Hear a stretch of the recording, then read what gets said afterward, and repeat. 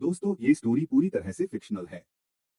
इसका किसी भी व्यक्ति या स्थान से कोई संबंध, सिर्फ एक संयोग है। अगर कहानी अच्छी लगे तो प्लीज हमारे म्यूजिकासा 777 चैनल को लाइक, सब्सक्राइब और कमेंट करें। धन्यवाद। मध्यम आयु वर्ग के व्यक्ति ने कहा, ध्रुव, नंबर लैंडिंग साइट पर एक नए आदमी को लेने के लिए बुलाया गया है। जब तुम वहां पहुंचो तो अपनी ताकत का अंदाजा भी लगा लेना। रोजर डेट, ध्रुव ने जवाब दिया। ध्रुव इवान के पास गया और पूछा, सर, आप ही थे जिसने मुझ पर सबसे पहले हमला किया, तो अब मुझे दोष नहीं दे सकते, है ना? मैं तो बस अपना बचाव कर रहा था, और वैसे भी कोई भी इतना नहीं पिटना चाहता कि उसे आधा महीना बिस्तर पर बिताना पड़े। सही कहा ना? वैसे मैंने पूरी ताकत से आप पर हमला भी नहीं किया, तो आपको ज्यादा से ज्यादा 3 दिन का आराम चाहिए होगा। इवान ने दर्द सहते हुए कहा, ध्रुव, मैंने तुम्हें गलत समझा। तुम वाकई बाकी अमीर घरानों के बच्चों जैसे नहीं हो। खैर, बस इंतजार करो, जल्दी ही कोई तुम्हें यहां से ले जाएगा। ध्रुव की ताकत उनकी उम्मीद से कहीं ज्यादा थी। इवान की 9 लोगों की टीम तो उसे छू भी नहीं पाई और हार गई। हालांकि फाल्कन की टीम औसत ही थी, लेकिन यहां के सदस्यों का चयन काफी कड़े मापदंडों से होता था। उन्होंने कई खतरनाक मिशन पूरे किए थे और मौत के करीब भी पहुंचे थे, लेकिन ध्रुव ने बिना किसी नुकसान के उनकी टीम को हराया। इस जीत के बाद वह थोड़ा घमंडी तो बन ही सकता था। आखिर वह उन अमीर परिवारों के बच्चों से अलग था जो बस नाम कमाने के लिए आते थे। ध्रुव ने मुस्कुराते हुए कहा, ठीक है, मैं इंतजार करूंगा। सच कहें तो उसके पास और कोई चारा भी नहीं था। कुछ ही देर में जंगल में फिर से हलचल होने लगी। ध्रुव ने सोचा, जो लोग उसे लेने आए हैं शायद वो आ गए हैं, लेकिन उसकी उम्मीद के उलट वे लोग सिर्फ हारने वाले लोगों को ले जाने के लिए आए थे। ध्रुव ने उनसे सवाल पूछने की कोशिश की, लेकिन उन्होंने उसे पूरी तरह नजरअंदाज कर दिया। ठीक है, उसने सोचा, बस इंतजार ही करना होगा। अगर वह पहाड़ों में न फंसा होता और वापस आने का रास्ता जानता तो वह कब का चला गया होता। वैसे भी फाल्कन में शामिल न होना कोई बड़ी बात नहीं थी। उसने कुछ और मिनट इंतजार किया। तभी उसने महसूस किया कि एक मजबूत आभा उसकी ओर आ रही है। वह तुरंत चौकन्ना हो गया और जंगल की तरफ देखने लगा। जंगल से एक आदमी बाहर आया। उसने फाल्कन टीम जैसी ही ड्रेस पहनी थी, लेकिन एक चीज अलग थी। उसकी ड्रेस पर जो चिन्ह था वह बाकियों से अलग था। ध्रुव ने देखा कि जिन लोगों को उसने हराया था उनके हाथों पर भेड़िए का निशान था, लेकिन इस आदमी के हाथ पर एक पक्षी बना था। यह शायद चील होगा, उसने सोचा, या शायद कोई और बड़ा पक्षी। ध्रुव की मजबूत मानसिक शक्ति ने उसे बताया कि यह आदमी खतरनाक है। यह आदमी फाल्कन की वल्चर टीम से था। उसका कोड नेम 9 था। सब उसे नंबर 9 के नाम से बुलाते थे। वल्चर टीम के पास नाम नहीं थे, बस कोड नेम थे। क्या आप ध्रुव हैं? नंबर 9 ने पूछा। हाँ, मैं ही हूं, ध्रुव ने जवाब दिया। मुझे कप्तान ने तुम्हें बुलाने के लिए भेजा है, नंबर 9 ने कहा।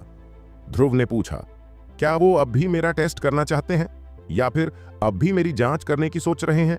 उसे लगा कि फाल्कन ने उसकी ताकत देखने के लिए किसी ताकतवर इंसान को भेजा होगा। उसकी जिंदगी में जैसे लड़ाई का सिलसिला कभी खत्म ही नहीं होता, चाहे कल वो स्पेशल टास्क फोर्स में हो या आज फाल्कन में। शायद अब भी वो उसकी असली ताकत का टेस्ट लेना चाहते थे। वास्तव में, नंबर 9 ने कहा। तो फिर शुरू करते हैं, ध्रुव ने कहा। चूंकि लड़ाई होनी थी तो उसे जल्दी खत्म करना बेहतर था। ध्रुव को इस जंगल में ज्यादा देर नहीं रुकना था। मैं यहां रात बिताने वाला नहीं हूं, उसने सोचा। 10 सितारा होटल में रहना कितना अच्छा होता है। मैं यहां क्यों रुकूं और मच्छरों को दावत क्यों दूं? तो फिर तैयार रहो, नंबर 9 ने कहा। उसने अपनी ऊर्जा पैरों पर केंद्रित की और मिसाइल की तरह ध्रुव की ओर दौड़ा। ध्रुव ने कोई वक्त बर्बाद नहीं किया। जब से यह आदमी आया था वह पूरी तरह से सतर्क था, हर वक्त लड़ाई के लिए तैयार। जैसे ही नंबर 9 ने उस पर हमला किया, ध्रुव भी तेजी से उसकी ओर बढ़ा। दोनों पलक झपकते ही बीच में टकरा गए। धम! ऐसा लगा जैसे किसी तोप का छोटा गोला फट गया हो। झटके की लहरें आसपास के इलाके में फैल गईं। ध्रुव और नंबर 9 दोनों कई कदम पीछे हटे। नंबर 9 ने ध्रुव की ओर देखा। उसकी आंखों में हल्का सा डर झलक रहा था। वहीं दूसरी ओर ध्रुव ने उसे जोश और लड़ाई की तीव्र इच्छा से देखा। यह अब तक का सबसे अच्छा मुकाबला है, ध्रुव ने सोचा। जॉर्डन और लीमैन के अलावा यह उसका अब तक का सबसे मजबूत प्रतिद्वंद्वी था। जब वह पहली बार जॉर्डन से लड़ा था तब वह काफी कमजोर था और लीमैन उससे इतना ज्यादा ताकतवर था कि उसने ध्रुव को बुरी तरह हरा दिया था। लेकिन यह आदमी, यह उसके बराबर का था। ध्रुव अब अपनी ताकत का पूरा प्रदर्शन करना चाहता था। वह देखना चाहता था कि उसकी ताकत की हद कहां तक है। साथ ही यह भी समझना चाहता था कि वह सबसे बेहतर बनने से कितना दूर है। दूर बेस के अंदर एक बूढ़ा आदमी और अधेड़ उम्र का आदमी इस लड़ाई को देख रहे थे। दोनों यह देखकर हैरान थे कि ध्रुव और नंबर 9 का टकराव बराबरी का था। वे नंबर 9 की ताकत को बहुत अच्छे से जानते थे। वल्चर टीम फाल्कन की सबसे मजबूत और बेहतरीन टीम थी। टीम के हर सदस्य में कम से कम ड्रैगन रैंक तक पहुंचने की क्षमता थी। लेकिन ध्रुव, वो कितनी कम उम्र का था और फिर भी वल्चर टीम की नंबर 9 के बराबर ताकत रखता था। हालांकि उन्होंने कुछ नहीं कहा, बस चुपचाप लड़ाई को देखते रहे। थोड़ी देर रुकने के बाद ध्रुव और नंबर 9 ने एक बार फिर लड़ाई शुरू कर दी। ठप ठप ठप ऐसी आवाजें लगातार गूंज रही थीं। यह लड़ाई रुकने का नाम ही नहीं ले रही थी। इन सटीक मुक्कों से उनका खून खौल उठा। दोनों ड्रैगन रैंक के मास्टर थे और उनके शरीर असामान्य रूप से मजबूत थे। यही वजह थी कि वे आमने सामने लड़ने की हिम्मत कर पा रहे थे। ध्रुव की खासियत यह थी कि उसका शरीर जितना मजबूत था, उसका दिमाग भी उतना ही ताकतवर था। साथ ही वह 8 हाथ की मुट्ठी जानता था, एक ऐसी लड़ाई की तकनीक जो अपनी क्रूरता के लिए जानी जाती है। इसलिए ऐसे युद्ध से डरने का सवाल ही नहीं था। हालांकि ध्रुव की एक कमी भी थी, वह था यथार्थ युद्ध का अनुभव। वह ज्यादातर अपनी मजबूत मानसिक शक्ति पर निर्भर था, जिससे वह प्रतिद्वंद्वी के हमले के तरीके का अंदाजा लगाता। दूसरी ओर नंबर 9 वल्चर टीम का सदस्य था। उसने न केवल देश के लिए मौत के मुहाने पर जाकर लड़ाई की थी, बल्कि विदेशों में तमाम ताकतवर योद्धाओं से भिड़ा था। उसकी शारीरिक और मानसिक शक्ति ध्रुव के मुकाबले ज्यादा नहीं थी, लेकिन उसके पास युद्ध का अनुभव कहीं ज्यादा था। इसी समानता के कारण सैकड़ों राउंड की लड़ाई के बाद भी दोनों को सिर्फ हल्की चोटें आईं। जैसे जैसे लड़ाई आगे बढ़ती गई, ध्रुव और ज्यादा क्रूर होता गया। यह ऐसी लड़ाई थी जिसे वह अपनी पूरी ताकत से लड़ सकता था। उसके शरीर में हर जगह दर्द हो रहा था, लेकिन यह दर्द उसे और ज्यादा खूंखार बना रहा था। अब उसने अपने बचाव को लगभग पूरी तरह नजरअंदाज कर दिया था। नतीजा यह हुआ कि हर 3 मुक्के जो नंबर 9 ने उसे मारे, वह उनमें से सिर्फ एक बार ही नंबर 9 को सही से वार कर पा रहा था। ढप, एक जोरदार टक्कर हुई और दोनों कुछ मीटर दूर जा गिरे। हालांकि इस बार ध्रुव तैयार था। उसने अपने पीछे की विशाल चट्टान पर जोरदार लात मारी, इस झटके को संतुलित किया और खुद को समय पर संभाल लिया। इसके बाद उसी चट्टान को धक्का देकर वह बिजली की रफ्तार से नंबर 9 की ओर दौड़ पड़ा। वह इस लड़ाई को खत्म करने के लिए 8 हाथ की मुट्ठी की सबसे शक्तिशाली तकनीक का इस्तेमाल करना चाहता था, माउंटेन लीन। यह उसका मजबूत दिमाग था जो उसे लड़ाई के दौरान भी आसपास की स्थिति का सही अंदाजा लगाने और अपनी फायदेमंद योजना बनाने में मदद कर रहा था। दूसरी तरफ नंबर 9 भी पीछे की ओर लड़खड़ाते हुए एक विशाल पेड़ से जा टकराया। उसने खुद को गिरने से रोका और अपने अगले कदम के लिए तैयार होने लगा, लेकिन तभी उसके दिल में एक खतरनाक एहसास उठा। यह वही एहसास था जो उसने कई बार मौत के करीब पहुंचने पर महसूस किया था। उसने तुरंत अपनी जगह छोड़ी और दूसरी ओर लुढ़क गया। धमाका! इससे पहले कि वह संभल पाता, एक तेज आवाज उसके कानों में गूंज गई। ध्रुव को उम्मीद नहीं थी कि नंबर 9 इतनी जल्दी प्रतिक्रिया देगा। नंबर 9 लुढ़क कर दूर जाने में कामयाब रहा और ध्रुव के सबसे मजबूत हमले को चकमा दे दिया। इस बार ध्रुव के पास कोई विकल्प नहीं था। उसने खुद को किसी तरह संभाला, लेकिन विशाल पेड़ से टकराने से नहीं बच सका। उस जोरदार झटके ने उसे कुछ कदम पीछे की ओर लड़खड़ाने पर मजबूर कर दिया। उसके अंदरूनी अंग हिल गए और वह जमीन पर गिर पड़ा। उसे लगा जैसे खून की उल्टी होने वाली हो। ध्रुव मन ही मन सोचने लगा, यही तो कमी है, युद्ध का अनुभव नहीं है। इसी बीच नंबर 9 के कान में एक आवाज आई। नंबर 9, अब बस करो, ध्रुव को बुलाकर लाओ। रोजर, नंबर 9 ने तुरंत जवाब दिया। फिर उसने ध्रुव की तरफ देखा और कहा, चलो, कप्तान ने मुझे तुम्हें ले जाने के लिए कहा है। ध्रुव उठ खड़ा हुआ। उसने अपने कपड़ों से धूल झाड़ी और चुपचाप नंबर 9 के पीछे जंगल के रास्ते पर चल पड़ा। बाहर पहाड़ की ओर एक स्टाफ मेंबर ने उनका स्वागत किया। नंबर 9 ने ध्रुव को वहां छोड़ा और खुद गायब हो गया। ध्रुव के नंबर 3 लैंडिंग साइट से चले जाने के कुछ ही देर बाद 2 लोग वहां आ पहुंचे। ये वही लोग थे जिन्होंने अभी ध्रुव और नंबर 9 की लड़ाई देखी थी। अधेड़ उम्र के आदमी ने उस पेड़ को करीब से देखा जिस पर ध्रुव ने आखिरी वार किया था। बूढ़े आदमी ने पूछा, क्या सोचते हो? वह बहुत मजबूत है। हॉप हॉर्न बीम के ठोस केंद्र में कई दरारें आ गई हैं।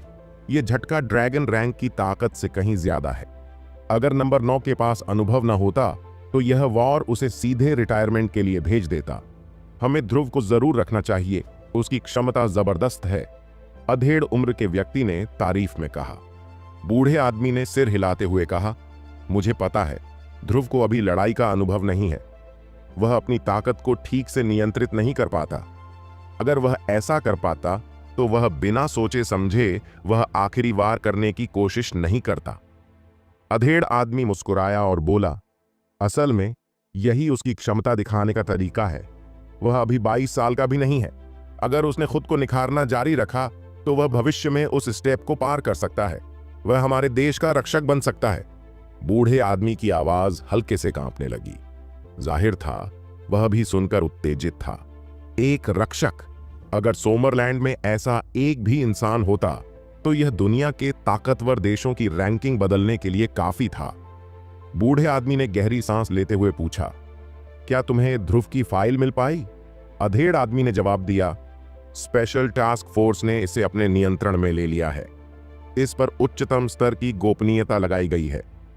बूढ़ा आदमी गंभीर हो गया। तो स्पेशल टास्क फोर्स को पहले से पता था कि ध्रुव कितना ताकतवर है। फिर ध्रुव को हमारी टीम वल्चर में शामिल करो। हमें उसकी जरूरत है।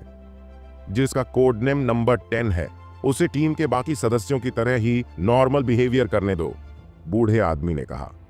लेकिन स्पेशल टास्क फोर्स का क्या? ऐसा करना थोड़ा अनएथिकल है, अधेड़ उम्र के आदमी ने सवाल किया। उनकी चिंता मत करो, रूल्स तोड़ने के लिए ही होते हैं। जब वक्त आएगा तो सबसे बुरा यही होगा कि हमें ध्रुव के लिए लड़ना पड़ेगा, बूढ़े आदमी ने शांत स्वर में जवाब दिया। मैं समझ गया, अधेड़ उम्र का आदमी बोला। ध्रुव जैसे ही बैठा, एक स्टाफ मेंबर ने उसे कुछ पेपर्स साइन करने के लिए दिए। ध्रुव ने बिना देखे ही उन पर सिग्नेचर कर दिए। सिग्नेचर करने के तुरंत बाद एक अधेड़ उम्र का आदमी कमरे में दाखिल हुआ। ध्रुव, फाल्कन और टीम वल्चर में तुम्हारा स्वागत है। मैं टीम वल्चर का कप्तान लुकास ब्राउन हूं, उसने परिचय दिया। नमस्ते कैप्टन ब्राउन। ध्रुव तुरंत खड़ा हो गया और विनम्रता से बोला। कैप्टन ब्राउन की मौजूदगी ने ध्रुव को हल्का सा खतरे का एहसास कराया। यह भी शायद लीमैन जैसे किसी लेवल का आदमी होगा, ध्रुव ने मन ही मन सोचा। भविष्य में तुम टीम वल्चर के सदस्य रहोगे। तुम्हारा कोड नेम नंबर 10 होगा। चूंकि तुम अभी भी यूनिवर्सिटी के स्टूडेंट हो, फिलहाल तुम्हें किसी मिशन पर जाने की जरूरत नहीं है, लुकास ने आगे कहा। कैप्टन ब्राउन, मैं तो सिर्फ एक फ्रीलांसर हूं, इसलिए जब तक कोई विशेष स्थिति न हो मुझे मिशन पर नहीं जाना चाहिए, सही कहा ना? ध्रुव ने थोड़ा हिचकते हुए पूछा। उसे यही पता था कि एक फ्रीलांसर को जनरली मिशन पर नहीं भेजा जाता। यही वजह थी कि वह स्पेशल टास्क फोर्स और फाल्कन दोनों से जुड़ा हुआ था। किसने कहा? अभी जिस पेपर पर तुमने सिग्नेचर किया है उसमें साफ साफ लिखा है कि तुम अपनी मर्जी से टीम वल्चर के आधिकारिक सदस्य बन रहे हो। तुम अपना जीवन मातृभूमि को समर्पित करने के लिए फाल्कन में शामिल हुए हो। लेकिन चूंकि तुम अभी पढ़ाई कर रहे हो, तुम्हें मिशन पर जाने की जरूरत नहीं है, लुकास ने मुस्कुराते हुए जवाब दिया। ध्रुव, पक्का धोखा हुआ है। उसे अब समझ आया कि स्टाफ ने उससे इतनी जल्दी में सिग्नेचर क्यों करवा लिए। जाहिर था कि कुछ तो गड़बड़ थी। लेकिन कैप्टन ब्राउन, मैं पहले से ही स्पेशल टास्क फोर्स टीम ए का ऑफिशियल मेंबर हूं। अगर मैं फाल्कन में भी ऑफिशियल मेंबर बन जाऊं तो क्या कॉन्फ्लिक्ट नहीं होगा? ध्रुव ने असहाय स्वर में पूछा। कोई बात नहीं, जब वक्त आएगा तो हम मेन कैप्टन को उनके टीम लीडर से बात करने के लिए कह देंगे। तुम बस वही करो जो तुम अभी कर रहे हो। वैसे भी तुम्हें मिशन पर जाने की जरूरत नहीं पड़ेगी। और यह सोचो तुम्हें अपनी नई पोजीशन के साथ ऐसा ही ट्रीटमेंट मिलेगा, क्या यह अच्छा नहीं है? लुकास ने मुस्कुराते हुए कहा। ध्रुव ने गहरी सांस ली। ठीक है फिर, चूंकि कैप्टन ब्राउन ने साफ साफ कह दिया था, इसलिए ध्रुव को इससे कोई आपत्ति नहीं थी। वैसे भी उसे दोनों में से किसी भी मिशन पर जाने की जरूरत नहीं थी। अपनी सुरक्षा के लिए एक और पहचान होना फायदे की बात थी। जब वह अपनी ताकत को बढ़ाकर दुनिया का सबसे अजेय इंसान बन जाएगा, तो कौन उस पर दबाव डालने की हिम्मत करेगा? इसके बाद लुकास ने ध्रुव को फाल्कन और टीम वल्चर की बेसिक जानकारी दी। उन्हें फाल्कन का प्रतिनिधित्व करने वाले कुछ प्रमाण पत्र भी दिए गए। जब ध्रुव स्टारी नाइट होटल लौटा तो रात हो चुकी थी। इस दिन उसे दोनों मुख्य संगठनों की नेचर और कामकाज पूरी तरह से समझ आ गया। एक संगठन देश के अंदर के मामलों के लिए जिम्मेदार था, जबकि दूसरा देश के बाहर के मामलों को संभालता था। स्पेशल टास्क फोर्स का काम उन घरेलू मार्शल आर्टिस्ट्स पर नजर रखना था जो कानून तोड़ रहे थे, अपराध कर रहे थे या समाज के लिए खतरा बन रहे थे। स्पेशल टास्क फोर्स की टीम ए सबसे खास थी। हर सदस्य के पास ड्रैगन रैंक में एंट्री करने की ताकत थी। दूसरी ओर फाल्कन का फोकस देश में आने वाले बाहरी जासूसों या भाड़े के सैनिकों पर था, जो चोरी या मिशन अंजाम देने के मकसद से आते थे। फाल्कन में टीम वल्चर वही थी जो स्पेशल टास्क फोर्स में टीम ए, यानी सबसे बेस्ट। हर सदस्य ड्रैगन रैंक की ताकत रखता था। फाल्कन को फाल्कन कहने का भी अपना एक कारण था। सोमरलैंड का दुश्मन देश फाल्कोनिया था। दोनों देशों के बीच कभी कोई बड़ा युद्ध नहीं हुआ, लेकिन छोटे मोटे युद्ध लगातार होते रहे। फाल्कन की जिम्मेदारी थी फाल्कोनिया की सोमर हंटिंग टीम से मुकाबला करना। ये दोनों टीमें एक दूसरे की दुश्मन थीं। उनके नाम ही सब कुछ कह देते हैं। एक का नाम फाल्कन और दूसरे का सोमर हंटिंग टीम। दोनों देशों की सीमाओं पर हर दिन छोटे मोटे झगड़े चलते रहते थे। ध्रुव ने मेज पर रखे 2 आईडी कार्ड्स को देखा। पहला card special task force team A के ऑफिशियल मेंबर के रूप में उसकी पहचान दिखा रहा था। इस कार्ड की मदद से वह कुछ खास परिस्थितियों में लोकल फोर्सेस को अपने फायदे के लिए इस्तेमाल कर सकता था। जैसे ही वह यह कार्ड दिखाता, हर प्रांत के कैबिनेट मंत्रियों को उसकी बात माननी पड़ती। इससे वह बेहद ताकतवर बन जाता। टीम ए में सिर्फ 11 मेंबर्स थे। उनमें से हर एक के पास ऐसा कार्ड था। जॉर्डन, जिससे उसकी मुलाकात लूथर्स के घर पर हुई थी, उन्हीं में से एक था। दूसरा कार्ड फाल्कन की टीम वल्चर के ऑफिशियल मेंबर का था। यह कार्ड भी कम ताकतवर नहीं था। अगर वह इसे दिखाता तो वह जहां भी होता अपनी सेना को कंट्रोल कर सकता था। Special task force team A के मुकाबले टीम वल्चर में लोग बहुत कम थे। पूरी टीम में सिर्फ 10 लोग थे और उनमें भी ध्रुव का कोड नाम नंबर 10 था। अब बात तार्किक तौर पर करें तो ध्रुव की दोहरी पहचान कभी एक ही इंसान के सामने नहीं आ सकती थी। लेकिन इसमें ट्विस्ट यह था कि ध्रुव की पोटेंशियल इतनी ज्यादा थी कि दोनों संगठन उसे खोना नहीं चाहते थे। नतीजा, ध्रुव को दोनों टीमों में शामिल कर लिया गया। सोमरलैंड में उसकी कंडीशन ऐसी थी कि वो अपनी मर्जी से कोई भी पहचान लेकर कुछ भी कर सकता था। बस शर्त यह थी कि देश से गद्दारी नहीं करनी है। और खास बात यह थी कि उसकी दोनों पहचानें मिलकर उसे लगभग अजेय बना देती थीं। अब सोचो, अगर ध्रुव $1 ट्रिलियन भी खर्च कर दे तो भी उसकी सच्चाई जानने के बाद कोई उसे हाथ तक नहीं लगाएगा। जब उसे यह बात अच्छे से समझ में आई तो उसने महसूस किया कि उसकी पूरी जिंदगी बदल गई है। एक समय था जब वो बस एक ऐसा लड़का था जिसके पास आत्मसम्मान के अलावा कुछ नहीं था, और अब उसके पास असीमित पैसा, ताकत और देश में हाई प्रोफाइल स्टेटस था। स्पेशल टास्क फोर्स टीम ए और टीम वल्चर का मेंबर होना कोई छोटा मोटा टाइटल नहीं था। अब तो प्रांतीय और स्थानीय मंत्री भी उससे इज्जत से पेश आते। लेकिन इस इज्जत की कीमत थी। उसे ऐसे मिशन पर जाना पड़ता था जहां जान का खतरा हमेशा बना रहता था। लीमन और लुकास ने उसे साफ साफ समझा दिया था कि जब तक वो देश के खिलाफ कुछ नहीं करेगा, तब तक दोनों टीमें उसके साथ खड़ी रहेंगी। आखिरकार ये दोनों संगठन भी देश के ही सपोर्ट से चल रहे थे। तो अब ध्रुव के पास ऑप्शन था कि वो अपनी खुद की स्ट्रेटजी बनाए और कुछ बड़ा हासिल करे। उसके पास ताकत थी, रिसोर्सेस थे, और अगर ये सब न होता तो लीमन और लुकास उसे इतना महत्व नहीं देते। ध्रुव की ताकत इतनी तेजी से बढ़ी थी कि उसे खुद अपनी पोजीशन का अंदाजा नहीं था, लेकिन उसकी समझ और मानसिक ताकत काफी स्ट्रांग थी। वो लीमन और लुकास की नजरों में अपने लिए जो एडमायरेशन और जोश देखता, उससे साफ पता चलता कि उसकी वैल्यू कितनी ज्यादा है। लुकास का उसे टीम वल्चर में लाने का मतलब यही था कि ध्रुव उनके लिए अनमोल है। असल में ध्रुव तो बस एक फ्रीलांसर बनना चाहता था, पर फ्रीलांसर और किसी ऑफिशियल टीम के मेंबर के बीच का फर्क छोटा नहीं होता। यही फर्क अब उसकी जिंदगी बदलने वाला था। असल में ये कहना ज्यादा नहीं होगा कि ध्रुव और बाकी लोग एक दूसरे से पूरी तरह अलग थे। उसकी ताकत उसे ग्रैंड पॉइंट्स यानी भव्य अंकों से मिली थी। यही वजह थी कि उसे अपनी ताकत और बढ़ाने के लिए ज्यादा पॉइंट्स इकट्ठे करने की जरूरत थी। भले ही वो काफी ताकतवर था, लेकिन उसके लिए ये काफी नहीं था। कम से कम लुकास और लीमन से तो वो अभी भी पीछे था। उसकी सोच साफ थी, जब तक उससे ताकतवर लोग मौजूद हैं तब तक वो चैन से नहीं बैठ सकता। कुछ वैसा ही जैसा दाऊद ने किया था। उसने अपनी ताकत इतनी बढ़ा ली थी कि कोई भी उससे ज्यादा ताकतवर नहीं था, और तभी जाकर उसने खुद को थोड़ा आराम दिया। ध्रुव का भी यही प्लान था। जब वो इतना मजबूत हो जाएगा कि उससे ऊपर कोई न बचे, तब वो चैन की सांस लेगा, और जब वो उस मुकाम पर पहुंचेगा तब वो कैपिटल सिटी में दिल खोलकर पैसे खर्च करेगा।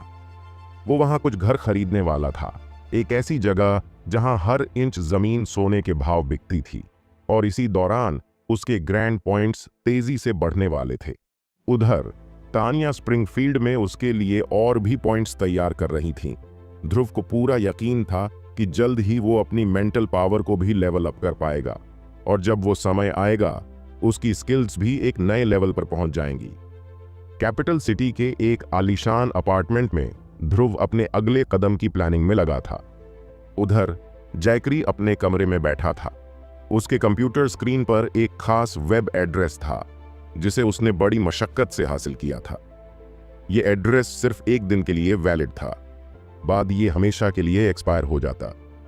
जैकरी ने उस साइट पर लॉग इन किया और एक मैसेज पोस्ट किया, टाइगर रैंकर की हत्या के लिए 500 मिलियन का इनाम, स्थान सोमरलैंड, कैपिटल सिटी। मैसेज पोस्ट करने के बाद जैकरी चुपचाप इंतजार करने लगा। जिस वेबसाइट पर जैकरी था वो डार्क वेब का हिस्सा थी। ये इंटरनेट की वो दुनिया थी जहां जमीन के नीचे की दुनिया चलती थी। यहां हर तरह के गुप्त सौदे होते थे, हत्या, अपहरण और दूसरे खतरनाक काम, और इन कामों का इनाम भी बड़ा होता था। डार्क वेब पर पोस्ट करने वाले लोग अक्सर असली पहचान छुपा कर रहते थे। ये लोग कभी किसी देश के बड़े नेता, संघ के वारिस या किसी अमीर परिवार के बच्चे हो सकते थे, लेकिन यहां इनका असली नाम और चेहरा किसी को नहीं पता चलता। वहीं मिशन को अंजाम देने वाले लोग आमतौर पर भाड़े के सैनिक होते थे। कुछ तो बड़े हिटमैन होते जो अकेले काम करना पसंद करते थे। डार्क वेब का काम बड़ा सिंपल था। मिशन स्वीकार होने के बाद नियोक्ता यानी जो मिशन देता है वो प्लेटफॉर्म पर पैसे ट्रांसफर कर देता। जब काम पूरा हो जाता तो दोनों पक्ष इसकी पुष्टि करते। फिर प्लेटफॉर्म अपना कमीशन काटकर बाकी पैसे हिटमैन के खाते में ट्रांसफर कर देता। अगर मिशन फेल हो जाए तो पैसे नियोक्ता को पूरी तरह से वापस मिल जाते।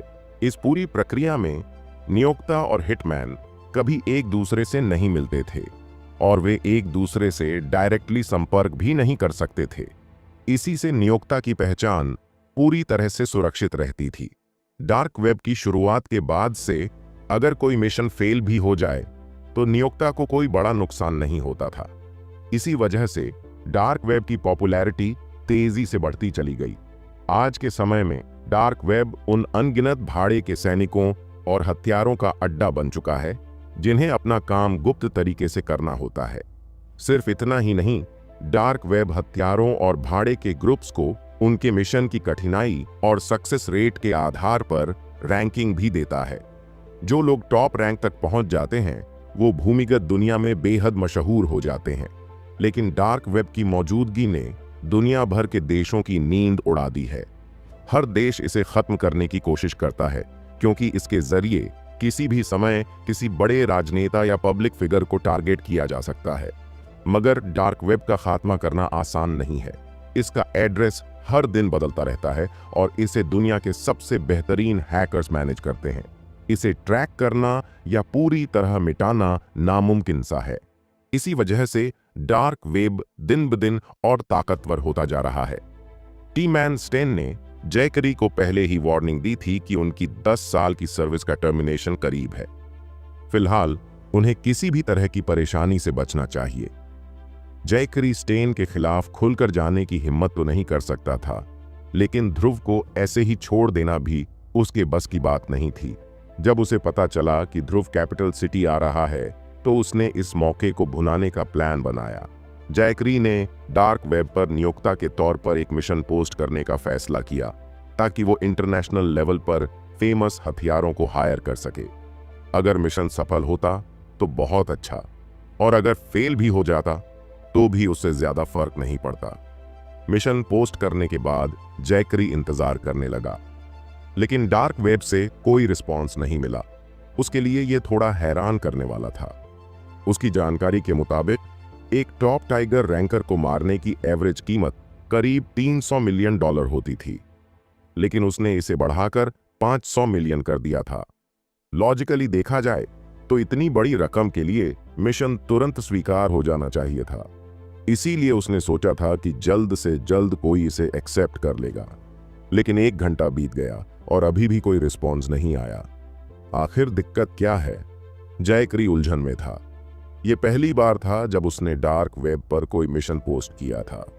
जैकरी को इस बात का अंदाजा नहीं था कि किसी हत्या को एक्सेप्ट करने में सिर्फ टारगेट की वैल्यू ही मैटर नहीं करती, बल्कि उसकी लोकेशन और नियोक्ता की पहचान भी मायने रखती है। ये फैक्टर्स एक बड़ी भूमिका निभाते हैं।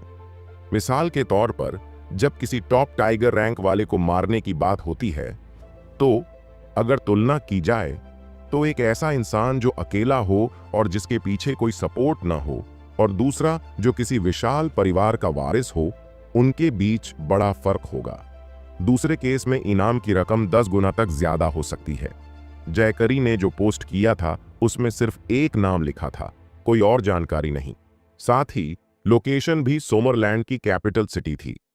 ये जगह भाड़े के सैनिकों और हथियारों के लिए नो गो जोन मानी जाती थी।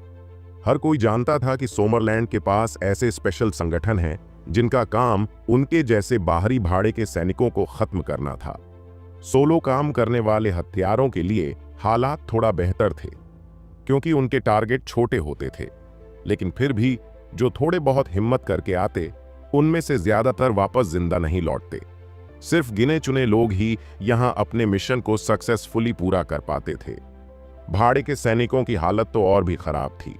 वे हमेशा ग्रुप में काम करते थे, कभी कभी 10 या उससे ज्यादा लोगों के साथ। ऐसे में सोमरलैंड में उनका पकड़ा जाना लगभग तय था। यही वजह थी कि भाड़े के सैनिक सोमरलैंड में मिशन लेना ही नहीं चाहते थे। सोमरलैंड जैसी खतरनाक जगह पर आकर जान जोखिम में डालना 500 मिलियन के लिए भी उनके लिए सही डील नहीं थी। काफी देर तक इंतजार करने के बाद जैकरी के सब्र का बांध टूटने लगा। उसने सीधे डार्क वेब के ऑपरेटर्स से बात की और पूछा, भाई ये क्यों नहीं हो रहा है? वो ध्रुव को अपनी नाक के नीचे से बचकर निकलने देने का रिस्क नहीं लेना चाहता था। अब यह मिशन कैपिटल सिटी में क्यों हो रहा है, जबकि ध्रुव रिवर सिटी में भी टारगेट किया जा सकता था? इसका जवाब जैकरी के प्लान में छुपा था। जैकरी चाहता था कि लोगों को पता चले कि ये उसका किया हुआ है। हालांकि वो इसे प्रूव नहीं कर सकता था, लेकिन अगर सबको लगे कि इसके पीछे वही है, तो उसकी पब्लिक इमेज सुधर जाएगी। रिवर सिटी में ऐसा होता तो शायद लोग उस पर शक भी न करते। ऐसे में जो कुछ भी उसने किया उसका मतलब ही खत्म हो जाता।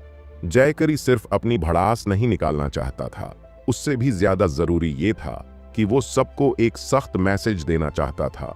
मुझसे पंगा लिया तो कीमत चुकानी पड़ेगी। कैपिटल सिटी में क्विंस के वारिस और टी फैक्शन के टॉप 8 सेनानियों में से एक होने के नाते जैकरी में इतना कॉन्फिडेंस होना चाहिए था, लेकिन ध्रुव ने उसे इस दौरान बुरी तरह से अपमानित किया था। कैपिटल सिटी के पावरफुल लोगों के बीच जैकरी अब एक मजाक बन चुका था। अगर उसने अपनी इज्जत वापस नहीं पाई तो वो कैपिटल सिटी में किसी को मुंह दिखाने लायक भी नहीं रहेगा। अगर इस बार कैपिटल सिटी में ध्रुव के साथ कुछ बुरा हुआ तो सबको लगेगा कि वही सबके पीछे है, लेकिन इसका कोई सबूत नहीं होगा। इसका मतलब उसकी रेप्यूटेशन भी वापस आ जाएगी। और कोई उसका कुछ नहीं बिगाड़ पाएगा। बस थोड़ा पैसा खर्च करना पड़ेगा। वैसे भी उसके लिए क्वींस के वारिस के तौर पर कुछ 100 करोड़ कोई बड़ी बात नहीं थी। उसके लेवल के लोगों के लिए पैसा छोटी चीज है, लेकिन रेपुटेशन बड़ी बात होती है। अगर वो अपनी इज्जत वापस पा सकता है तो और पैसे खर्च करने में क्या दिक्कत। मैं आपकी कैसे मदद कर सकता हूं? डार्क वेब के सपोर्ट ने जय करी को मैसेज भेजा। जय करी ने पूछा, मैं जानना चाहता हूं कि मेरे पोस्ट किए गए मिशन को कोई एक्सेप्ट क्यों नहीं कर रहा है। इसके कई रीजंस हो सकते हैं। मैं क्लियर नहीं बता सकता कि क्या प्रॉब्लम है। तो फिर मुझे मदद करो। मिशन में क्या गड़बड़ है? ये मेरी पहली पोस्टिंग है, शायद मुझसे कुछ मिस्टेक हो गई हो। अगर कोई दिक्कत है तो मैं उसे ठीक कर दूंगा। जयकरी ने जवाब दिया। ठीक है, अपना मिशन कोड भेजो। जयकरी ने कोड देखा और भेज दिया। 4398। थोड़ी देर बाद सामने से जवाब आया, आपके मिशन में 2 प्रॉब्लम्स हैं। पहली, जानकारी पूरी नहीं है। दूसरी, टारगेट लोकेशन कैपिटल सिटी है, समरलैंड में। ये ऐसी जगह है जहां ज्यादातर लोग जाना नहीं चाहेंगे, और एक टॉप टाइगर रैंकर को मारने के लिए 500 मिलियन ज्यादा नहीं है। लेकिन अगर लोकेशन कैपिटल सिटी है तो ये अलग केस है। तो मिशन एक्सेप्ट करवाने के लिए मुझे क्या करना चाहिए? लोकेशन तो मैं चेंज नहीं कर सकता, जयकरी ने पूछा। मेरा सजेशन है कि आप रिवॉर्ड बढ़ा दें। इस तरह शायद कोई रिस्क लेने को रेडी हो जाएगा। ठीक है, शुक्रिया। डार्क वेब के सपोर्ट से बात करने के बाद जयकरी को समझ आया कि मिशन पोस्ट करना इतना सिंपल नहीं है। थोड़ा सोचने के बाद उसे ये बात लॉजिकल लगी। आखिर कोई भी अपनी जान रिस्क पर तभी लगाएगा जब मिशन क्लियर होगा। फिर जयकरी ने मिशन में सिर्फ रिवॉर्ड बढ़ाकर 1 अरब कर दिया। उसे यकीन था कि पैसे के लालच में लोग रिस्क लेंगे। भाड़े के सैनिकों के लिए ये निषिद्ध इलाका बस एक एक्सक्यूज था। लेकिन सच्चाई तो ये थी कि कैपिटल सिटी बाकी जगहों से वाकई ज्यादा डेंजरस थी। जयकरी द्वारा इनाम बढ़ाने के बाद लोगों ने उसके मिशन पर ध्यान देना शुरू कर दिया। 1 अरब ऐसी रकम थी जो कुछ लोगों ने अपने पूरे लाइफ में कभी नहीं देखी थी। साथ ही डार्क वेब पर मिशंस को हाईएस्ट से लोवेस्ट रिवॉर्ड के हिसाब से रैंक किया जाता था। इनाम जितना बड़ा, मिशन लिस्ट में उतना ऊपर। अब जयकरी का 1 अरब वाला इनाम पहली पेज पर आ गया था और वह 7वें नंबर पर था। कई लोगों ने इस नए मिशन पर ध्यान दिया, लेकिन जैसे ही उन्होंने देखा कि लोकेशन समरलैंड की कैपिटल सिटी है, ज्यादातर ने इसे इग्नोर कर दिया। ये ऐसी जगह थी जहां जाने से ज्यादातर भाड़े के सैनिक और हत्यारे मना कर देते थे।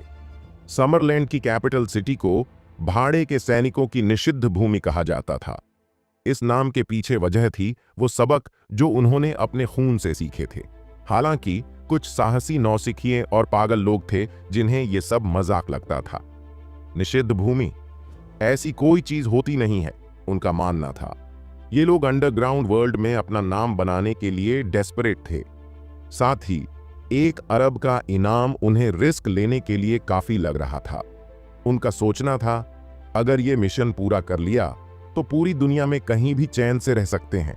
काम धंधा बंद, जिंदगी मस्त। इसलिए कई लोगों ने इस मिशन की डिटेल्स के लिए इंक्वायरी की, लेकिन उनमें से ज्यादातर इनएक्सपीरियंस्ड न्यूबीज थे। इस पॉइंट पर डार्क वेब की टीम पास्ट रिजल्ट्स और कैपेबिलिटी के आधार पर सबसे सूटेबल कैंडिडेट चुनती है। ऐसा कभी नहीं होता कि एक ही मिशन के लिए कई लोग भेज दिए जाए। अगर ऐसा होता तो ये कंफर्म करना मुश्किल हो जाता कि मिशन पूरा होने के बाद क्रेडिट किसे दिया जाए। बाकी लोग तभी इस मिशन को एक्सेप्ट कर सकते थे जब वह चुना हुआ व्यक्ति इसे फेल कर दे। मिशन को अंजाम देने वाले व्यक्ति की पुष्टि के बाद डार्क वेब के एम्प्लॉइज ने जयकरी से कांटेक्ट किया। उसे टारगेट के बारे में कुछ बेसिक जानकारी देनी थी, जैसे जेंडर, हाइट, एज, फोटो और वो जगहें जहां टारगेट अक्सर आता जाता है। ये सारी डिटेल्स हार्वर्ड ने प्रोवाइड कर दी थीं। सब कुछ कंप्लीट होने के बाद जयकरी को अब डार्क वेब के डिजाइनेटेड अकाउंट में 1 अरब ट्रांसफर करना था। ये इसलिए जरूरी था ताकि एम्प्लॉयर मिशन के बाद भाग न जाए और पेमेंट करने से मना न कर दे। अमाउंट मिलने के बाद एम्प्लॉइज ने जयकरी को बताया कि मिशन को अंजाम देने वाला व्यक्ति 3 दिन बाद कैपिटल सिटी पहुंचेगा। फिर मिशन के रिजल्ट की परवाह किए बिना वो एक हफ्ते बाद जैकरी को अपडेट देगा। जैकरी को लगा कि अब सब तैयार है, बस उसे ध्रुव के कैपिटल सिटी पहुंचने का वेट करना था ताकि वो उसे घातक गोली मार सके। Dark web international underground world में बहुत मशहूर था। बस पैसों की बात थी। उनके लिए ऐसा कोई टारगेट नहीं था जिसे मारने की हिम्मत ना हो। लेकिन उन्हें यह नहीं पता था कि ध्रुव अब टॉप टाइगर रैंकर नहीं रह गया था। साथ ही ध्रुव की करंट आइडेंटिटी ऐसी थी कि कैपिटल सिटी में उसके साथ कुछ भी होने पर पूरी सिटी हिल जाएगी। स्पेशल टास्क फोर्स टीम ए और फैल्कन टीम वल्चर के ऑफिशियल मेंबर की आइडेंटिटी कोई छोटी बात नहीं थी। पूरे देश में ऐसे सिर्फ 20 से ज्यादा लोग थे। ये लोग देश के इलीट थे। अगर उनमें से किसी की हत्या हो जाती तो डार्क वेब सीधे निशाने पर आ जाता। समरलैंड एम्पायर अगर गुस्से में आ गया तो मामला बहुत गंभीर हो सकता था, यहां तक कि इसका असर पूरी दुनिया पर पड़ सकता था। इस बीच ध्रुव को इस बात की जरा भी खबर नहीं थी कि कोई उसकी जान लेने के लिए प्लानिंग कर रहा है। वो तो बस यही सोच रहा था कि कल पैसे कहां खर्च करने हैं। अगले दिन ध्रुव ने पास की एक बेंज डीलरशिप ढूंढी और एक जी वैगन खरीद ली। कार न होना उसके लिए काफी असुविधाजनक था। वो हर जगह टैक्सी लेकर नहीं जा सकता था। फिर ध्रुव ग्रीनवुड यूनिवर्सिटी पहुंचा, लेकिन अंदर नहीं गया। इसके बजाय वो आसपास के एरिया में घूमता रहा। वजह जाहिर है, एक घर ढूंढना। ग्रीनवुड यूनिवर्सिटी जैसे वर्ल्ड फेमस यूनिवर्सिटी के लिए इसके आसपास का स्कूल डिस्ट्रिक्ट नेचुरली सबसे महंगा था। यहां किसी भी सेकंड हैंड मकान की कीमत रिवर सिटी के साउथ रिवर इंटरनेशनल रेजिडेंस के बराबर थी, करीब 2 लाख प्रति स्क्वायर फीट। एक छोटे से सेकंड हैंड मकान की कीमत करोड़ों में थी। लेकिन ध्रुव को कोई पुराना मकान नहीं चाहिए था। वो तो नया घर लेना चाहता था, और जितना महंगा हो उतना अच्छा। हालांकि काफी ढूंढने के बाद भी उसे कोई न्यूली डेवलप्ड प्रॉपर्टी नहीं मिली। शायद इसका कारण यह था कि ग्रीनवुड यूनिवर्सिटी के आसपास रेनोवेशन की कॉस्ट बहुत हाई थी। डेवलपर्स ने शायद यही सोचा होगा कि इतना महंगा रेनोवेशन करना फायदेमंद नहीं होगा। ध्रुव को अपनी तलाश को थोड़ा और बढ़ाना पड़ा। आखिरकार उसे ग्रीनवुड यूनिवर्सिटी से करीब 10 मिनट की दूरी पर एक नया विकसित एरिया मिला। थोड़ी इंस्पेक्शन के बाद उसने सीधा 1 अरब से ज्यादा खर्च करके एक पेंट हाउस खरीद लिया। अगले दिन ध्रुव कैपिटल सिटी में इधर उधर घूमता रहा। जहां भी उसे कोई नई प्रॉपर्टी बिकने के लिए दिखती, वह उसे खरीद लेता। पूरे दिन घूमने के बाद वह थक गया, लेकिन रिजल्ट से खुश था। उसने 4 अरब से ज्यादा खर्च कर दिए, लेकिन इस बात पर ध्यान नहीं दिया कि कितने घर खरीदे। वैसे भी उसकी कार में कॉन्ट्रैक्ट्स के ढेर लगे हुए थे। जब उसने 8 चरम मुट्ठी सीखने में अपने शानदार अंक खर्च किए थे, तो उसके पास सिर्फ 28 बचे थे। लेकिन तानिया ने स्प्रिंगफील्ड में कुछ पैसे खर्च किए, जिससे ये बढ़कर 52 हो गए। आज की कमाई जोड़ने के बाद उसके कुल 99 शानदार अंक हो गए। 100 अंक तक पहुंचने का सफर अब भी लंबा था। रात में ध्रुव ने इंटरनेट पर कुछ देर खोजबीन की। उसे पता चला कि कैपिटल सिटी में सबसे महंगी प्रॉपर्टी कोई नई डेवलप्ड रियल एस्टेट नहीं थी, बल्कि वो आंगन वाले घर थे। अगले 2 दिन ध्रुव ने राजधानी के कोने कोने में दौड़ते हुए बिताए। लेकिन इस बार वह थोड़ा स्मार्ट था। खुद भागने की बजाय उसने रियल एस्टेट एजेंट से संपर्क किया। उन्हें सीधा बता दिया कि वह कैपिटल सिटी में आंगन वाले घरों में इन्वेस्ट करना चाहता है। बस जो भी बिकाऊ हो मुझे बताओ, कीमत चाहे जो भी हो, मैं एक्सेप्ट कर लूंगा। इतना बड़ा क्लाइंट देखकर एजेंट्स ने अपनी पूरी ताकत लगा दी। उन्होंने अपने कॉन्टैक्ट्स एक्टिवेट किए और ध्रुव की मदद के लिए जुट गए। लेकिन कैपिटल सिटी में आंगन वाले घर रेयर थे। सब जानते थे कि उनकी वैल्यू बढ़ेगी, इसीलिए कोई बेचने को तैयार नहीं था। 2 दिन बाद ध्रुव ने टोटल 12 आंगन वाले मकान खरीदे। हर घर की कीमत करोड़ों से लेकर 1 बिलियन तक थी।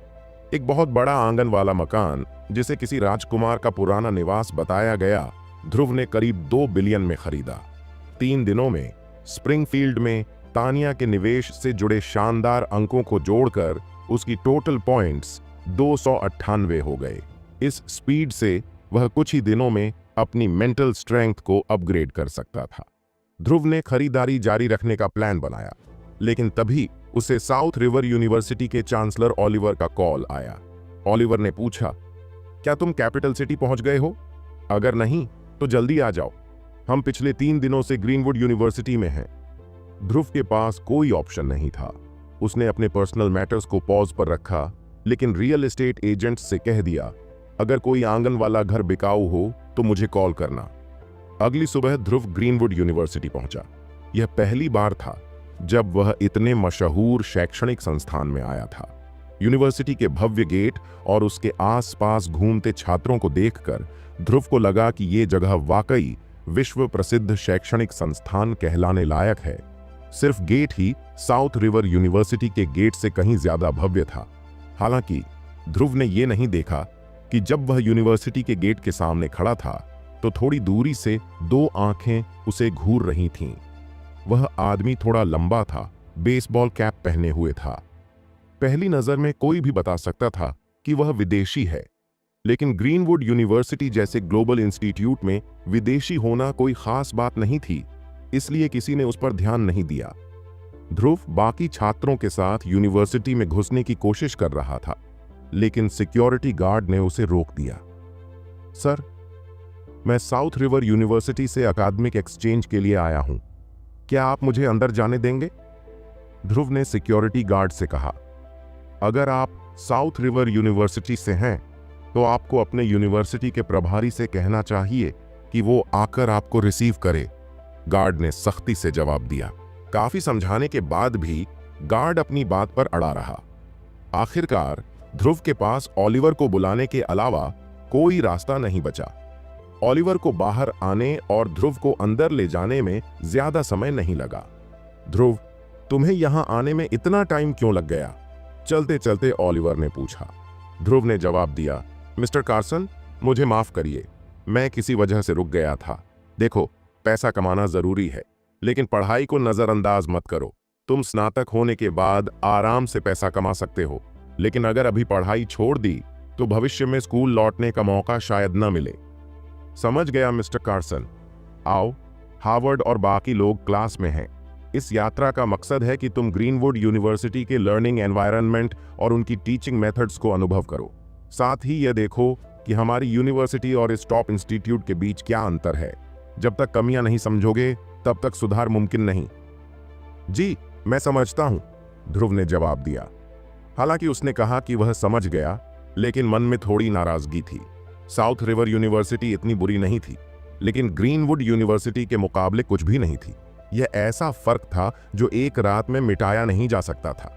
ध्रुव को लगा कि इस तरह का अकादमिक एक्सचेंज सिर्फ दिखावा है। कमियां समझने वाली बात तो सिर्फ बहाना है। असल मकसद छात्रों को यहाँ का माहौल दिखाना और उन्हें प्रेरित करना है। सुविधाओं और पढ़ाई के मामले में south river university greenwood university से काफी पीछे थी। ओलिवर ध्रुव को ओपन क्लास में लेकर गया। उसे वहां छोड़ने के बाद वह चला गया। ध्रुव क्लासरूम में बैठकर सिर्फ लेक्चर सुनता रहा। साथ ही वह ये भी सोचता रहा कि पैसे कहां और कैसे खर्च करे ताकि ज्यादा शानदार अंक हासिल कर सके। क्लास में कुछ छात्राएं बार बार उसकी तरफ देख रही थीं। अब ध्रुव को एक आकर्षक व्यक्ति माना जा सकता था। पहले वह थोड़ा अच्छा दिखता था, लेकिन उसका शरीर कमजोर था और आत्मसम्मान भी कम था, इसलिए वह हमेशा सुस्त और थका थका लगता था। लेकिन अब उसके शारीरिक और मानसिक ताकत में सुधार हो चुका था। उसका आत्मविश्वास बढ़ गया था और वह पूरी तरह से हंक लग रहा था। अब उसकी पर्सनैलिटी में एक तरह का गुस्सैल करिश्मा भी जुड़ गया था। हॉवर्ड ध्रुव से थोड़ा कमतर था, इसलिए स्वाभाविक रूप से ग्रीनवुड यूनिवर्सिटी की कई लड़कियों का ध्यान ध्रुव पर गया। जब अमेलिया और लूना ने ध्रुव को देखा तो वे दोनों अलग अलग वजहों से खुश हो गईं। अमेलिया सोचने लगी कि ध्रुव के करीब आने का तरीका क्या हो सकता है। दूसरी ओर लूना अपनी योजना को लेकर सोच रही थी। लूना को याद था कि ध्रुव को अभी भी उसकी एक जरूरत पूरी करनी थी। वह इसी बात पर विचार कर रही थी कि इस स्थिति का फायदा कैसे उठाया जाए। इस बीच साउथ रिवर यूनिवर्सिटी से जो 5 छात्र अकादमिक एक्सचेंज के लिए आए थे, वे सभी वहां मौजूद थे। 3 लड़कियां और 2 लड़के, सभी बहुत आकर्षक थे। ग्रीनवुड यूनिवर्सिटी में वैसे तो कई आकर्षक लोग थे, लेकिन वहां छात्रों की संख्या इतनी ज्यादा थी कि आमतौर पर किसी एक को नोटिस करना मुश्किल होता था, पर 3 दिन पहले साउथ रिवर यूनिवर्सिटी से 4 आकर्षक छात्र आए थे। अब ध्रुव के रूप में 5वां आ गया। ग्रीनवुड यूनिवर्सिटी के छात्रों को लगने लगा था कि शायद साउथ रिवर यूनिवर्सिटी में छात्रों का लेवल बहुत ऊंचा है। अगर यह सच होता तो उनकी ईर्ष्या करना लाजमी था। क्लास में बैठा ध्रुव नताशा को गुप्त रूप से एक टेक्स्ट मैसेज भेज रहा था। उसने नताशा को बताया कि वह ग्रीनवुड यूनिवर्सिटी पहुंच चुका है। साथ ही उसने पूछा कि क्या दोपहर में मिलने के लिए उसके पास वक्त है।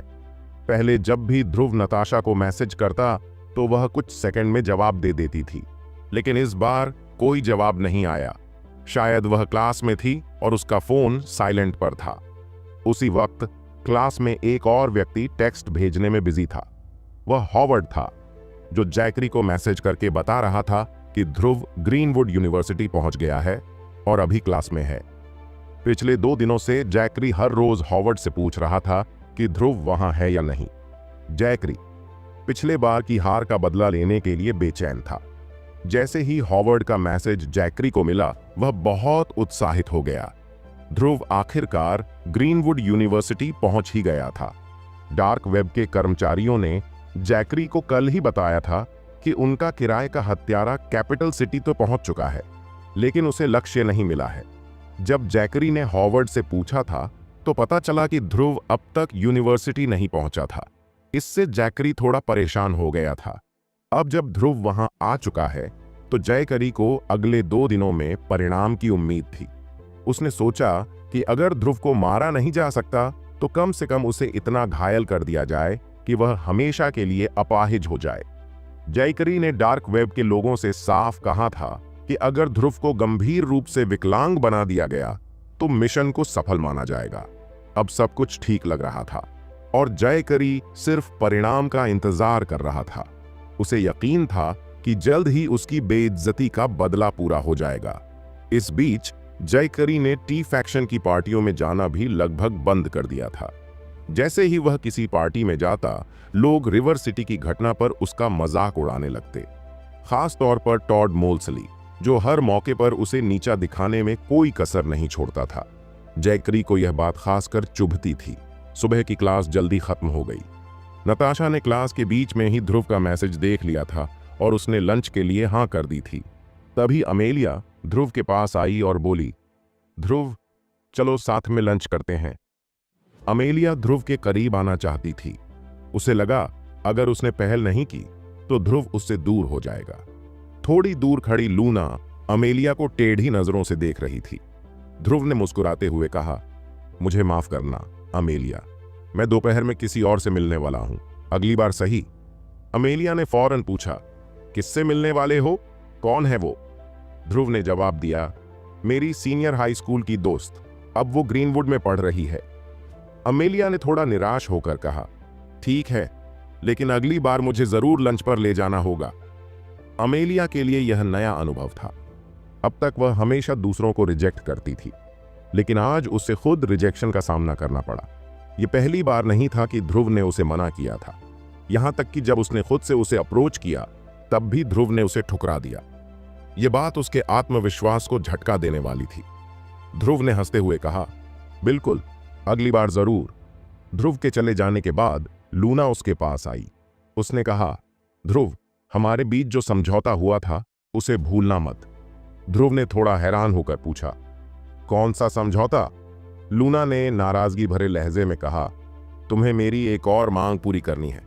ध्रुव ने याद दिलाया, मैंने तुमसे पहले ही कहा था कि यह मेरे मूड पर डिपेंड करता है। लूना ने गुस्से में कहा, मुझे कोई परवाह नहीं, तुमने वादा किया था। लूना की बात खत्म होते ही वह मुड़ी और तेजी से चली गई। ध्रुव को जवाब देने का कोई मौका ही नहीं मिला। ध्रुव ने थोड़ी उलझन में अपना सिर हिलाया। उसके मन में सवाल उठा, क्या आजकल लड़कियां इतनी सेल्फ सेंटर्ड हो गई हैं? इसी दौरान उसकी जेब में फोन बजा। उसने फोन निकाला और स्क्रीन पर देखा कि नताशा का कॉल आ रहा था। हेलो, उसने कॉल रिसीव करते हुए कहा। ध्रुव, मैं यहां हूं, क्या तुम क्लास से बाहर हो? फोन से नताशा की साफ और जानी पहचानी आवाज आई। इतने सालों बाद ध्रुव ने उसकी आवाज सुनी थी। वह अब भी पहले जैसी ही लग रही थी। पिछले कुछ सालों में वे केवल कभी कभी टेक्स्ट के जरिए संपर्क में थे। हाँ, मैं बाहर आ रहा हूं, ध्रुव ने कहा और क्लासरूम से निकलने लगा। जैसे ही वह बाहर आया, उसने देखा कि कुछ ही दूरी पर एक खूबसूरत लड़की फोन हाथ में लिए खड़ी थी। नताशा ने सफेद पोशाक पहन रखी थी और उसके काले बाल पोनीटेल में बंधे हुए थे। वह दालान में थोड़ा नर्वस दिख रही थी। आसपास से गुजरते लड़के एक बार उसकी तरफ देखकर अक्सर पलटकर उसे देखने लगते। नताशा अब भी उतनी ही आकर्षक और ग्रेसफुल थी जितनी वह सीनियर हाई स्कूल में थी। ग्रीनवुड यूनिवर्सिटी जैसे प्रतिष्ठित संस्थान में भी वह सबकी नजरों में थी। ध्रुव ने फोन रख दिया और उसकी ओर बढ़ा। जब वह नताशा से लगभग 10 मीटर की दूरी पर था तो नताशा ने उसे देख लिया। ध्रुव ने मुस्कुराते हुए उसकी ओर चलना जारी रखा। नताशा थोड़ी उत्साहित दिख रही थी। उसके गाल हल्के गुलाबी हो गए थे। नताशा, बहुत दिन हो गए मिलते हुए, ध्रुव ने मुस्कान के साथ कहा। ध्रुव, सच में बहुत समय हो गया, नताशा ने भी मुस्कुराते हुए जवाब दिया। हालांकि दोनों ने करीब 3 साल से एक दूसरे को देखा नहीं था, लेकिन ऐसा बिल्कुल नहीं लगा कि उनके बीच कोई दूरी है। वे अब भी दो पुराने दोस्तों की तरह सहज महसूस कर रहे थे। यह बात खासकर नताशा के लिए सच थी। ध्रुव ने पिछले 3 सालों में उसकी यादों और सपनों में बार बार जगह बनाई थी और अब ध्रुव उसके सामने पूरी तरह स्वस्थ और हंसते हुए खड़ा था। इससे वह थोड़ी भावुक और रोमांचित हो गई। कुछ साल पहले नताशा अपनी कायरता की वजह से ध्रुव को खो चुकी थी, लेकिन इस बार उसने तय किया था कि वह अपने दिल की बात कहने में पीछे नहीं हटेगी। उसे उस इंसान को पाना था जिसने उसके जीवन को दूसरा मौका दिया था। ध्रुव ने जब सामने नताशा को देखा तो उसे वो दोपहर याद आ गई। वो पल जब उसने नताशा को बचाने के लिए अपनी जान दांव पर लगा दी थी। उस घटना के बाद से ध्रुव को पता था कि नताशा उसकी तरफ देखती है, अक्सर अपने ख्यालों में खोई हुई। उसे यह भी पता था कि यह सब क्या इशारा करता है, लेकिन उसने इन सब बातों से बचने का फैसला किया था। अपने बचपन के अनुभवों के कारण ध्रुव का सेल्फ एस्टीम बहुत कम था।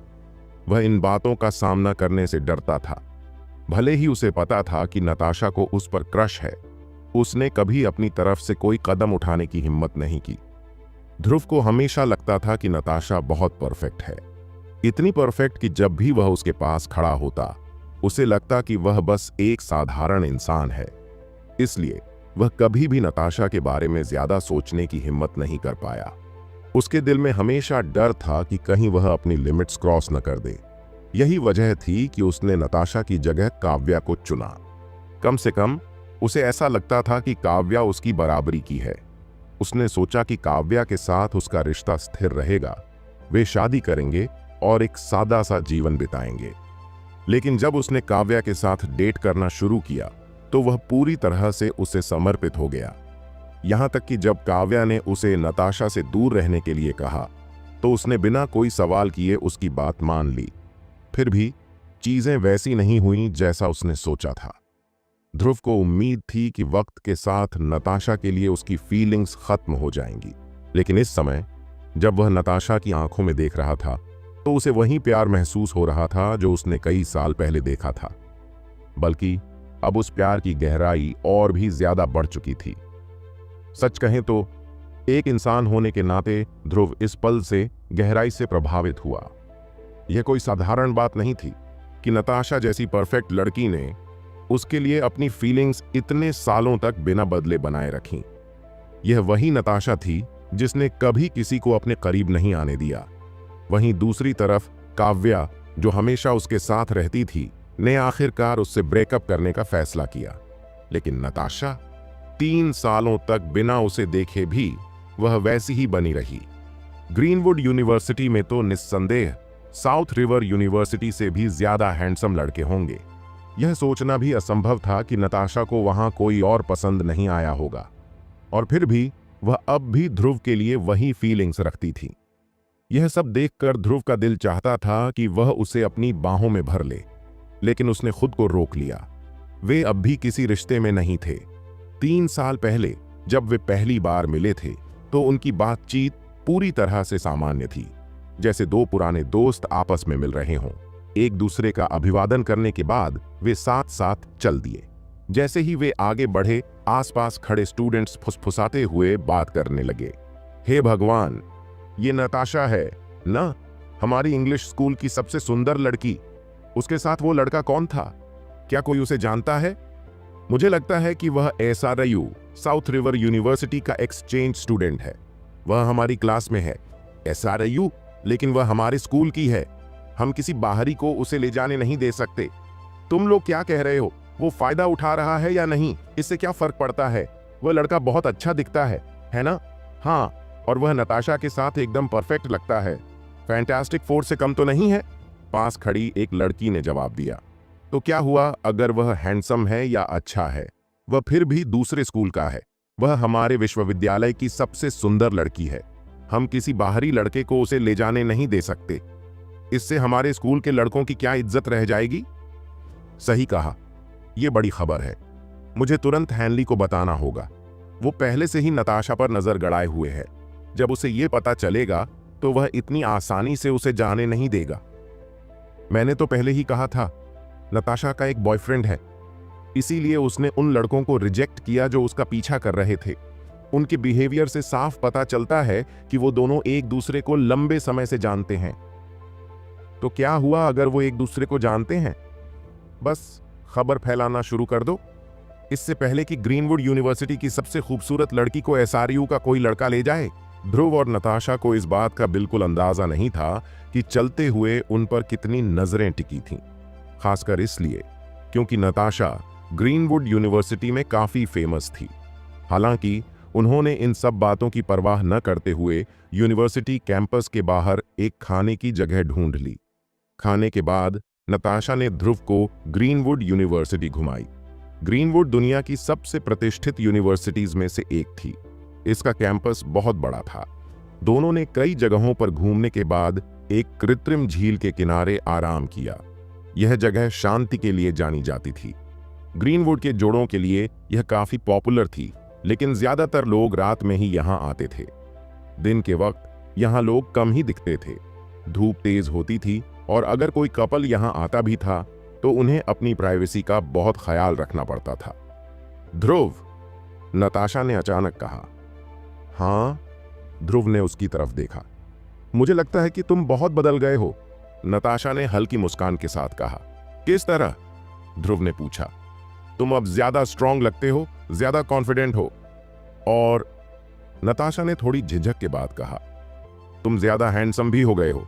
ध्रुव ने हंसते हुए अपना चेहरा छुआ। वह जानता था कि पिछले कुछ समय में उसमें बहुत बदलाव आए हैं, न सिर्फ फिजिकल बल्कि मेंटली भी। नताशा, मुझे लगता है तुम भी बदल गई हो, ध्रुव ने हल्के मुस्कान के साथ कहा। मैं? कैसे? नताशा ने थोड़ा चौंकते हुए पूछा। तुम अब पहले से भी ज्यादा खूबसूरत हो, ध्रुव ने मुस्कुराते हुए जवाब दिया। ओह, अब तुम भी बहुत स्मूथ बातें करने लगे हो ध्रुव। पहले तो तुम ऐसा कुछ नहीं कहते थे, नताशा ने शर्माते हुए कहा। हाँ, मुझे लगता है हम सब बदल गए हैं। दोनों दूर झील की ओर देखते रहे और काफी देर तक चुपचाप बैठे रहे। ध्रुव, हम? धन्यवाद। इसलिए मेरे सबसे बुरे समय में प्रकट होने और मुझे मौत से बचाने के लिए। तुमने एक देवदूत की तरह मुझे बचाने के लिए अपनी जान जोखिम में डाल दी। ओह, वो अगर तुमने मुझे याद नहीं दिलाया होता तो मैं शायद भूल ही जाता। मैं बस जल्दी था, मुझसे पहले कोई और भी ऐसा करता। लेकिन मैं इसे भूल नहीं सकती। नताशा ने सिर उठाकर ध्रुव की ओर देखा और गंभीरता से कहा। ध्रुव को भी लगा कि नताशा की आवाज में कुछ अजीब था, तो उसने उसकी ओर देखा। दोनों एक दूसरे की ओर देखने लगे। नताशा ने अपना सिर हल्का सा झुकाया और गंभीर स्वर में बोली, ये दुस्वप्न मुझे इतने सालों से परेशान कर रहा है। मेरे सपने में एक ट्रक बेकाबू होकर मेरी तरफ तेजी से आता है। मैं भागना चाहती हूं पर हिल नहीं पाती, और जैसे ही ट्रक मुझसे टकराने वाला होता है, एक आकृति मेरे पास आकर मुझे ट्रक के रास्ते से दूर ले जाती है। शुरुआत में मैं अचानक जाग जाती थी, पसीने से लथपथ और डरी हुई, लेकिन यह सपना हर रात आता रहा। मैं डरती थी कि अगर मैंने इसे देखना बंद कर दिया तो मैं भूल जाऊंगी कि उस चेहरे ने मेरी जान कैसे बचाई थी। धीरे धीरे ये सपना दुःस्वप्न जैसा नहीं लगता, क्योंकि अब मुझे पता होता है कि लॉरी मुझे कभी नहीं टक्कर मारेगी। जैसे ही मैं आंखें बंद करती हूं, मैं एक गर्मजोशी भरे आलिंगन में डूब जाती हूं और एक परिचित खुशबू महसूस करती हूं। इतना कहते कहते नताशा की आंखों से आंसू बहने लगे। ध्रुव को लगा कि उसे कुछ करना चाहिए। उसने अपना हाथ धीरे से नताशा के कंधे पर रखा और उसे अपना सिर उसके कंधे पर टिकाने दिया। वहीं पास में खड़े एक जोड़े ने यह सब देखा। जैसे ही उन्हें पता चला कि वो लड़की नताशा है, उन्होंने तुरंत अपने फोन निकाले और कुछ तस्वीरें खींच लीं। यह ग्रीनवुड यूनिवर्सिटी की ब्रेकिंग न्यूज बन गई। ग्रीनवुड की सबसे खूबसूरत लड़की नताशा एक लड़के के साथ डेट पर थी और अपना सिर उसके कंधे पर रखे थी। जैसे ही यह तस्वीरें यूनिवर्सिटी की वेबसाइट पर पोस्ट हुईं, खबर तेजी से फैल गई। पर ध्रुव और नताशा को इस सब का जरा भी अंदाजा नहीं था। नताशा, मैं जानता हूं कि तुम मेरे बारे में क्या सोचती हो। मैं ये भी बहुत पहले से जानता हूं, लेकिन तब मैं कायर था, डरा हुआ था, खुद को नीचा समझता था और तुम्हारी फीलिंग्स का सामना करने की हिम्मत नहीं कर पाया। लेकिन अब मैं वादा करता हूं कि मैं तुम्हारे साथ ऐसा फिर कभी नहीं करूंगा। बस मुझे थोड़ा समय दो। मैंने काव्या से ब्रेकअप कर लिया है। उसकी कंडीशन अभी बहुत अच्छी नहीं है। तुमने ग्रुप चैट में मैसेजेस देखे हैं, है ना? मैंने अपनी अंतरात्मा के खिलाफ कुछ नहीं किया, लेकिन मैं ये भी नहीं चाहता कि तुम किसी अफवाह का शिकार बनो।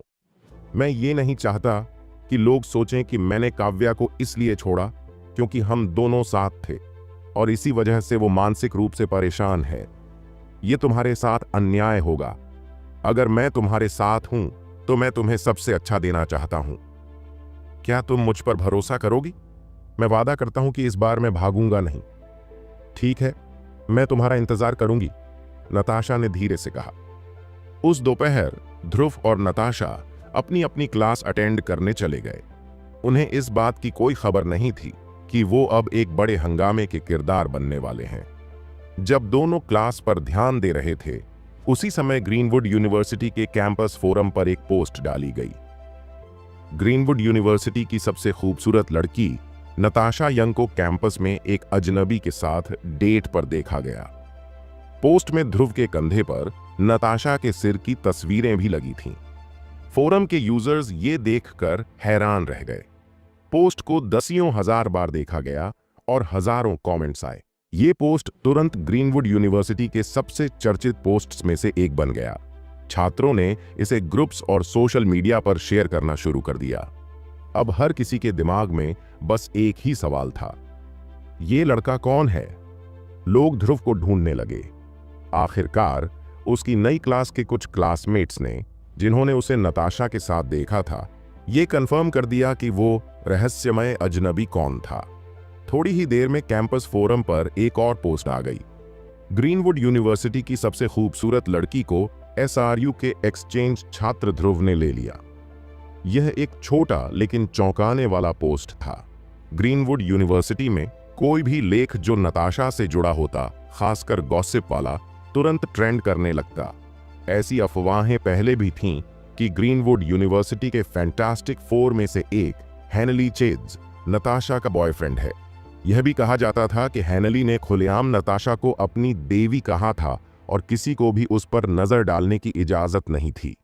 हालांकि इनमें से किसी भी अफवाह की कभी पुष्टि नहीं हुई, लेकिन इस बार तस्वीरें थीं जिसने इस नई गॉसिप को और भी विश्वसनीय बना दिया। नतीजा यह हुआ कि जैसे ही कक्षाएं खत्म हुईं, ग्रीनवुड यूनिवर्सिटी के छात्रों की एक बड़ी भीड़ ध्रुव की क्लास के बाहर जमा हो गई। सब इस रहस्यमय लड़के को देखना चाहते थे जिसने नताशा का दिल चुराया था। ध्रुव और बाकी SRU के एक्सचेंज स्टूडेंट्स पूरी तरह कंफ्यूज थे। उन्होंने न तो ग्रीनवुड यूनिवर्सिटी फोरम का इस्तेमाल किया था और न ही किसी क्लास ग्रुप चैट का हिस्सा थे। उन्हें बिल्कुल भी अंदाजा नहीं था कि यह सब हो क्या रहा है। बस उन्हें इतना महसूस हुआ कि कई जोड़ी आंखें खासकर ध्रुव की तरफ लगातार घूर रही थीं। ध्रुव की अचानक मिली इस पॉपुलैरिटी का असर यह हुआ कि लोगों का ध्यान अमेलिया, एवा और लूना की ओर भी गया।